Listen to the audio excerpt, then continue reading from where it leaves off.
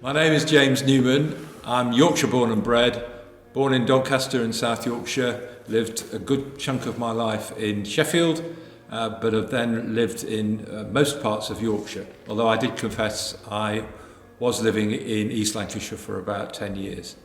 I trained as a chartered accountant and have spent most of my career in industry and most of that time with high-profile businesses across the north. I am married. I've got 3 boys, 2 of whom are Freemasons, and I'm working on the 3rd, and I hope that I might persuade him to become a Freemason over the term of my office. Well, I think a lot of the detail of my Masonic journey has been well documented and is on the Provincial website. I would put it into 4 quarters. The first quarter is after I was initiated into Hadassah Lodge in Sheffield in 1974. I spent the first 8 or 9 years on the back benches before I became a steward. Only really became fully involved as a result of my father keeping me on side when I became junior deacon. And I've recently, in fact, presented a 50-year certificate to the Worshipful Master, who was Master at the time when I was junior deacon. After that time, I think I started to get involved, as you do, and went through various offices. We did secretary at the time as well, both wardens, and became Master in 1992. So that was the first part of my Masonic career. The second part, I think, was from when I became Master to probably the mid-2000s when I went through, got a provincial appointment, probably because I'd been Trevor Broadley's provincial chauffeur, but then a couple of years later was extremely lucky to be made an acting Grand Officer as Assistant Grand Standard Bearer. So that took me down to London, and I started to meet a number of people in London, and then progressed there. Freemasonry, to a certain extent, is about being in the right place at the right time, and I just happened to be at a quarterly communication lunch and was sat next to John Moore, who was the President-elect of the RMBI. He asked me if I was doing anything and whether I would consider becoming Treasurer of the RMBI, because he knew I was a chartered accountant. So that really started me off on doing work in London for the charities. So that and I started to join a number of other orders during this period of time to widen my Masonic contact and knowledge. The third quarter, I think, was during the noughties when I progressed through a number of other orders. I joined chapter. I was on the craft and the chapter installation panels, and eventually became Provincial Grand Registrar in 2008, and then became acting Senior Grand Deacon in 2011, and was very lucky to propose the re-election of the Grand Master in 2012. So that was the third quarter of my career.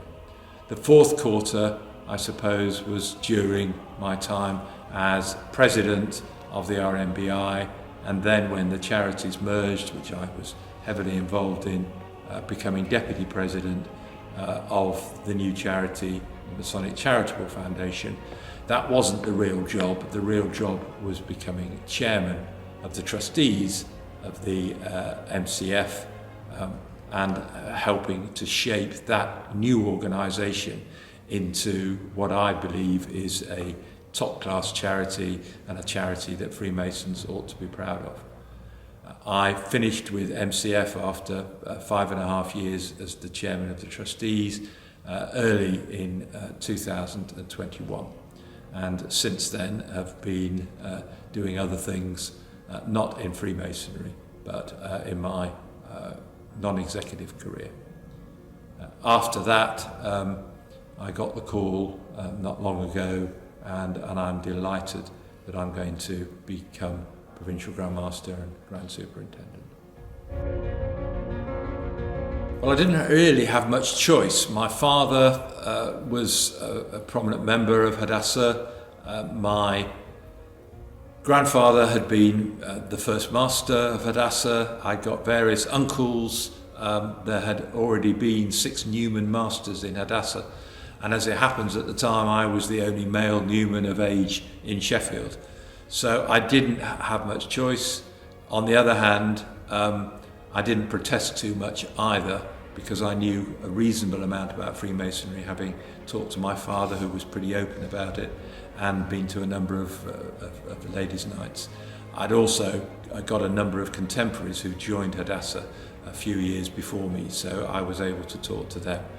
It was, I have to say, and I'll say to anybody, it was the best decision of my life, and I have really enjoyed and benefited from all those years of Freemasonry, the friendships, the rewards of the integrity of the organisation, the charitable organisations, and the charitable culture that it has within the organisation.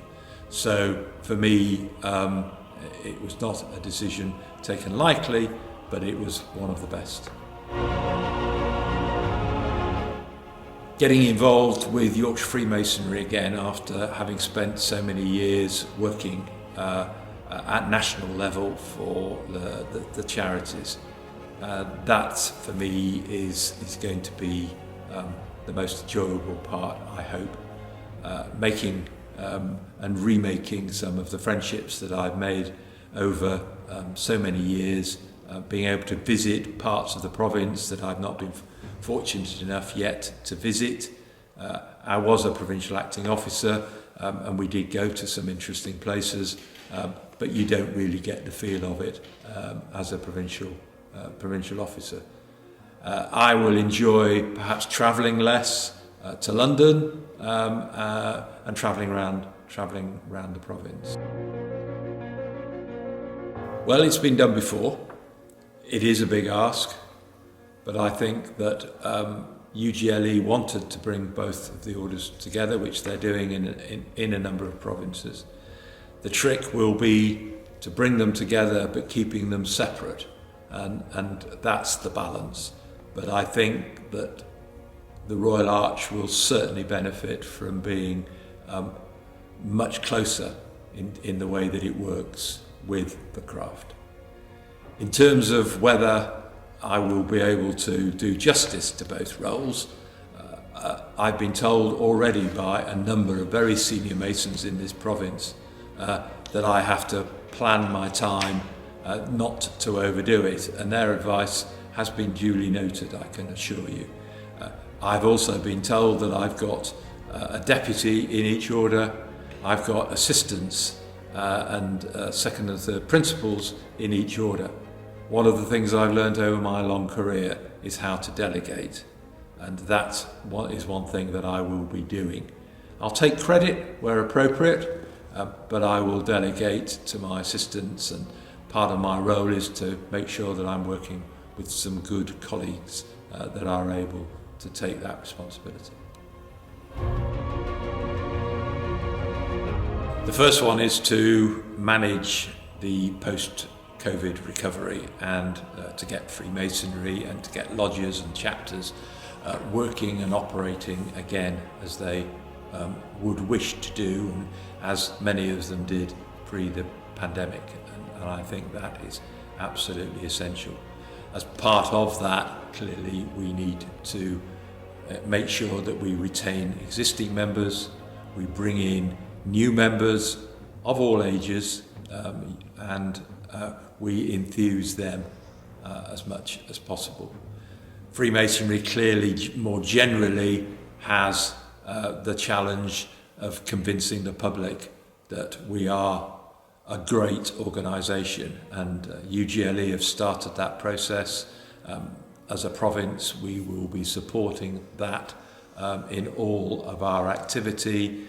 As chairman of MCF, we worked very closely during the pandemic with UGLE to make sure we were doing the right things, we got the right publicity. I think it's important that all Freemasons are proud of the organisation that they belong to and are our ambassadors, and challenge our detractors where appropriate. And I certainly will be doing that in all the walks of life that I currently am involved in. So that's a big challenge. Within the province, clearly we have individual challenges of lodges that are losing members, and we need to find ways in which those lodges can continue in some form or another, and that those members continue to enjoy the benefits of Freemasonry. And I think it's a real challenge to make sure lodges have meaningful meetings, every meeting, where there is something to do. They involve, and that doesn't necessarily mean having candidates. They involve all members in doing something during each year in their lodges or outside of their lodges, so that everybody feels part of their lodge or their chapter, so that they feel part of the organisation as a whole. I want it to be a happy province where everybody is enjoying their Freemasonry in whatever way they want to enjoy it. I want us to increase our membership as I've said before, membership is about all ages, young and old, and young members have a huge amount to contribute, as do older members who probably have more time as well. I want Royal Arch Masons to be a higher proportion of craft masons, and we'll be working very hard to do that now that we're joined more closely together. I want some of today's provincial stewards, today's acting officers, I want them in a few years' time to be leading this province and taking an active part as functional heads or even as rulers. I want this province to be recognised by organisations outside of the province, so the local authorities, the mayors, the Lord Lieutenants, the communities, to recognise this organisation and this province as an organisation to be engaged with, to work closely with, and as to be respected. And I think that is something that we all have a role to play.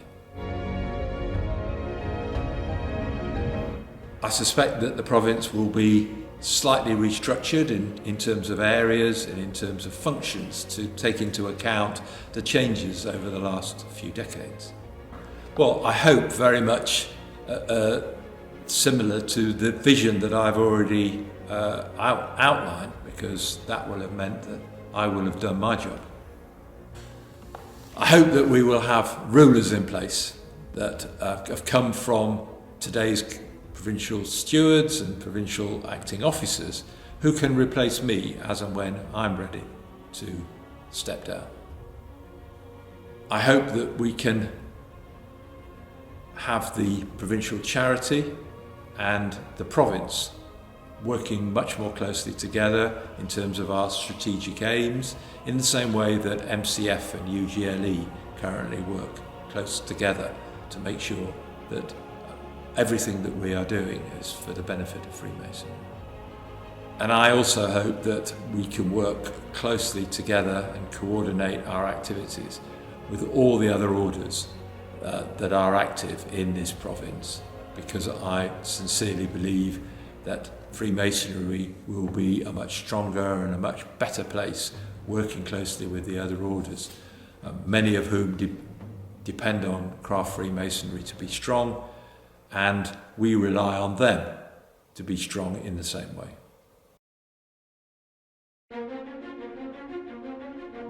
Before I go, I'd like to wish you all a very happy and safe Christmas and New Year, and I very much look forward to meeting many of you in 2022.